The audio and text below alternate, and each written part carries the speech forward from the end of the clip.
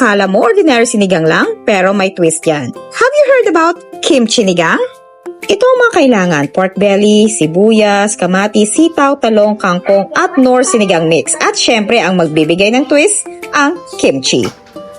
Una, sangkutsa natin ang pork belly hanggang mag-render yung oil para mas lumabas yung flavor. Then, add sibuyas, kamatis, haluin hanggang maging mabango. Lagyan ng tubig at pakuluan ng ilang minuto. Then, syempre, add nor sinigang mix para sa perfect asim sarap. Pagkatapos ay ilagay ang mga gulay gaya ng talong at sitaw.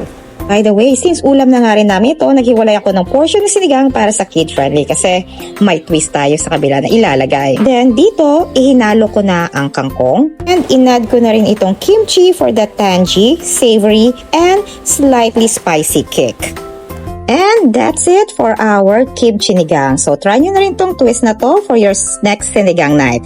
Yan lang. Enjoy!